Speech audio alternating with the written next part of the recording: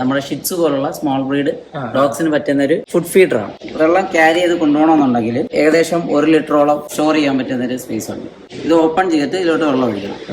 Fill ചെയ്തതിനു ശേഷം ഇത് ക്ലോസ് ചെയ്യണം.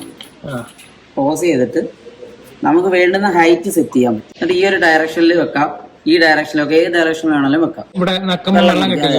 അതെ അതെ. ഇതിനകത്ത് ആദ്യമൊക്കെ നക്കുന്നില്ല എന്നുണ്ടെങ്കിലേ ചെറിയ എന്തെങ്കിലും ഫുഡ് വല്ലതും ഒന്ന് ജസ്റ്റ് ഒന്ന് തേച്ച് കൊടുത്തു കഴിഞ്ഞാൽ അതിനകത്ത് നക്കാൻ തുടങ്ങും. നക്കുമ്പോൾ വെള്ളം കിട്ടും.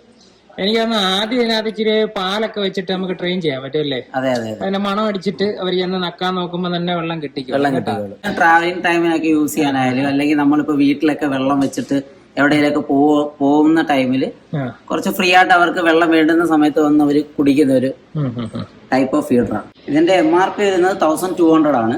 നമുക്ക് ഡിസ്കൗണ്ട് ഏകദേശം 15% ഡിസ്കൗണ്ട് ഉണ്ട്. 1000-നകത്തേ വരും. ഇതിന്റെ തന്നെ നമ്മുടെ കേജിനകത്തൊക്കെ സെറ്റ് ചെയ്യാൻ പറ്റുന്ന ഒരു വാട്ടർ ഫീഡർ ആണിത്. കേജിൽ നമുക്കിത് ഇങ്ങനെ ഈസി ആയിട്ട് പ്ലേസ് ചെയ്യാൻ പറ്റും. ടൈറ്റ് ആയിട്ട് വിട്ടിരുന്നോളൂ. നമുക്ക് അതെ അതെ. പിന്നെ ഇതിനകത്ത് ഫില്ല് ചെയ്യണമെന്നുണ്ടെങ്കിൽ ഇത് നമുക്കത് ഇങ്ങനെ ഈസി ആയിട്ട് റിമൂവ് ചെയ്ത് വാഷ് ചെയ്യാം, വാട്ടർ ഫില്ല് ചെയ്യാം. കേജ് ഓപ്പൺ ചെയ്യേണ്ട ഒരു സിറ്റുവേഷൻ വരുന്നില്ല.